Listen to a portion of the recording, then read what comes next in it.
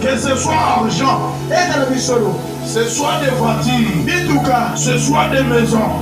Comme je vous avais dit cette fois-là, un homme qui a vécu dans les châteaux, après un moment donné, quand tu le mets, il a une petite portion de terre. Et pendant sa vie, il ne se rend pas compte que ça doit lui arriver. Là, tous les hommes du quartier, il a besoin que les gens du quartier les saluent. Dans son orgueil, pense être quelque chose. Ne vous laissez pas distraire par des futilités de ce monde. Ne vous laissez pas distraire par des choses inutiles de la vie. Avoir de savoir tout. Et au-dessus de tout, il y a la vie éternelle. Et pour entrer dans cette vie, c'est le sacrifice. La Bible a dit, c'est lui qui vaincra, héritera le royaume des cieux. C'est lui qui vaincra. Il y a une bataille que nous devons livrer, avec laquelle nous sommes demandés à vaincre. Si la bataille est, tu es vaincu dans la bataille. Oui, tu as échoué, tu as manqué ta couronne. Amen. Si le mensonge te domine, c'est qu'on t'a vaincu. Ce n'est pas le coup de poing et le coup de pied.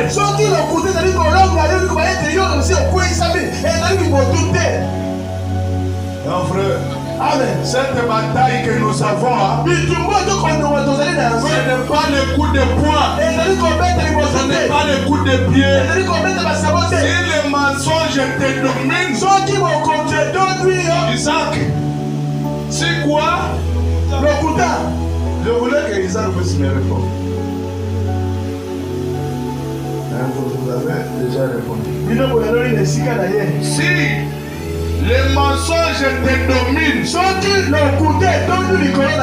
es vaincu.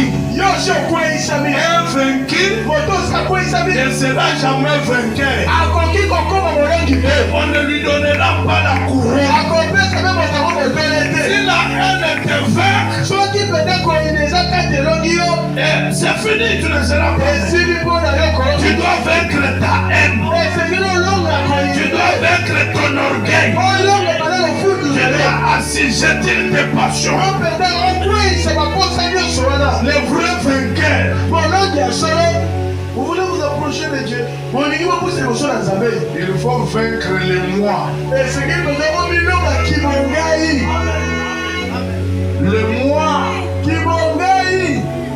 Même s'il n'a rien. Amen.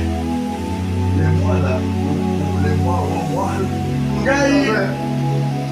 Quand nous avons appris les comportements des humains,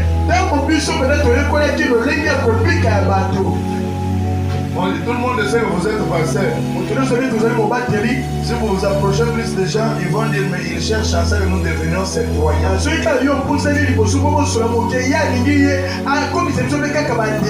Là je me discipline. Je dis, je vous trouve même saint, je ne vous salue pas, je pense que vous allez dire que vous deviendrez mes croyants.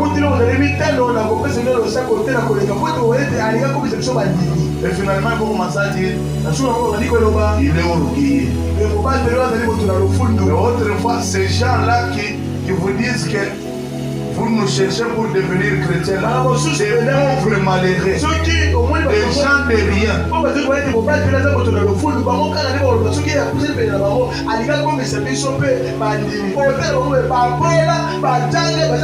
devons vaincre les choses de ce monde.